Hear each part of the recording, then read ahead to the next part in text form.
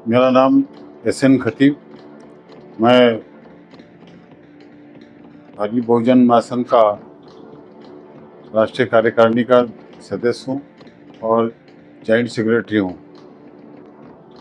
अभी जो नगर परिषद, जिला परिषद, स्थानीय स्वराज संस्थाओं के जो इलेक्शंस होने वाले हैं और सुप्रीम कोर्ट ने जो निर्देश दिया है कि 4 महीने के अंदर उसको इलेक्शन लो, तो वंचित अखाड़ी बहुत ताकत के साथ मैदान में उतर रही है और ख़ासतौर से मुझे अकोला और वाशिम 2 ज़िलों का ऑब्जर्वर बनाया गया है कि दोनों ज़िलों में वंचित की पोजीशन बहुत अच्छी है और यहाँ तो जिला परिषद भी आज वंचित के ताबे में है, यानी अभी जो थी, और वाशिम में भी हमारे 8 जिला परिषद के लोग चुनकर आए थे और इस मरतबा वंचित की पोजीशन दोनों ज़िलों में बहुत अच्छी रहेगी। और श्रद्धेय बाला साहब ने फरवरी में ये डिक्लेयर किया और लातूर में कि जो ज़िलों में भाजपा को छोड़कर अगर से सम आया तो हम अलायंस करेंगे। और जहाँ तक अकोले का सवाल है, शायद यहाँ किसी पार्टी से अलायंस ना हो, मगर वाशिम में हम जो भी सेकुलर पार्टी है जो जो हमसे हाथ मिलाएंगे, हम उनसे अलायंस करके युति करके हमारा लड़ने का विचार है।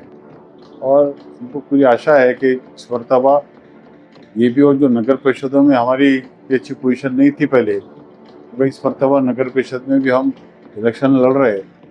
तो अकोला और वाशिम दोनों ज़िलों में स्थानीय स्वराज संस्था में मैक्सिमम हमारी सीट लाने की पूरी कोशिश करेंगे। सुप्रीम कोर्ट ने आदेश जारी किए। महायुति सरकार जो है ये बता रही है कि हम तैयारी में हैं, लेकिन क्या लगता है आपको, ये जो चुनाव है ये 4 महीने में लेना संभव है? ये लोग इसको आगे बढ़ाने की कोशिश नहीं करेंगे, क्या लगता है? नहीं, 4 महीने सितंबर में ख़त्म होते हैं, मगर ऐसा लगता है कि दिवाली के बाद में इलेक्शन होंगे और वो लोग भी इलेक्शन लेंगे, मगर इतनी जल्दी नहीं होंगे। दिवाली में इलेक्शंस होंगे और वैसा जो रूमर्स आ रही है कि 3 फेसेस में इलेक्शन कमीशन इलेक्शन लेने की तैयारी में है। पहला फेज शायद जिला परिषद का होगा, सेकंड फेज में कॉर्पोरेशन या नगर परिषद हो सकते हैं, या फिर थर्ड फोर्थ फेज में नगर परिषद और नगर पंचायत होंगे। ऐसी रूमर्स है, मगर ऐसा लगता है कि दिवाली के बाद में इलेक्शन हो जाएंगे। केंद्र सरकार का प्रस्ताव जारी किया गया, इसमें ये बताया गया कि जाति न्याय जनगणना होने वाली है। क्या कहेंगे आप, ये जो मुद्दा था? नहीं, जाति जनगणना होना चाहिए, क्योंकि जब तक कि हमको ये मालूम नहीं पड़ेगा कि हमारे देश में कितनी जातियाँ हैं और उनकी पॉपुलेशन क्या है, जब तक उनको न्याय मिल नहीं सकता।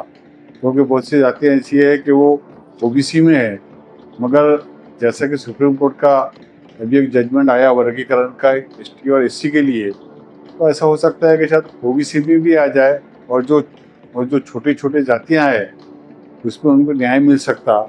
इसलिए जाति जनगणना होना ज़रूरी है।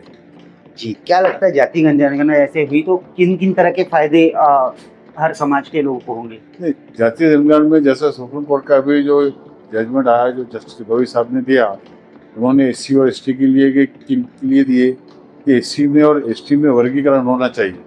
यानी वर्गीकरण का मतलब ऐसा होगा कि एससी में जैसे 40 जाते हैं, तो 40 जातों में से हर एक को उनके पॉपुलेशन के हिसाब से उनको उनका कोटा मिलना चाहिए।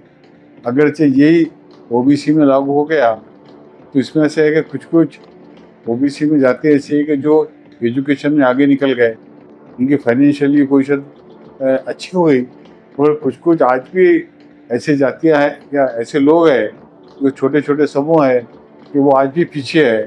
तो सही में उनको न्याय मिलना चाहिए। तो अगर से जाति जनगणना हुई तो उनको न्याय मिल सकता है। राजनीतिक गतिविधि में देखा गया है जिसको ऑब्जर्वर बनाया गया है, आने वाले समय में टिकट भी उसी को मिलेगी करती है। नहीं, तो क्या ऐसा कुछ? नहीं, ऐसा यहाँ वंचित में ऐसा नहीं होता। वंचित का ऐसा है कि टाइम पर क्या होगा और क्या समीकरण रहेगा, उस हिसाब से यहाँ पे होता है। ऐसा किसी को ऑब्जर्वर बनाएंगे और उसको टिकट देंगे, ऐसे मेरे ख्याल से वंचित में नहीं होता। चैनल के माध्यम से आपको अकोला और वाशिम जिले के जो भी लोग देख रहे हैं, हमको क्या एक मैसेज आप देना चाहेंगे आगामी चुनाव को मद्देनजर रखते हुए? नहीं, आज कैसा है कि भाजपा की जो पोजीशन है, खासतौर से अकोला ज़िले में, तो भाजपा की ग्रुपिज्म की वजह से आज उनकी इतनी पोजीशन नहीं है। और जो सामने जो बात आ रही है, क्योंकि यहाँ पे अजीत दादा भी अलग से इलेक्शन लड़ना चाह रहे, अब हो सकता है शिंदे साहब की क्या रणनीति बनती मालूम नहीं। और अजीत दादा के लोगों ने तो डिक्लेयर भी कर दिए कि वो अलग इलेक्शन लड़ रहे हैं। अगरचे सबने इलेक्शन अलग अलग लड़े, यहाँ पर सबसे ज़्यादा फायदा उसमें वंचित को होगा, क्योंकि वंचित के पास में एक बड़ा कोटा है और दूसरा जो भी कैंडिडेट देंगे उसका कोटा मिला के यहाँ पर वंचित के सीटें आने की ज़्यादा चांसेस है।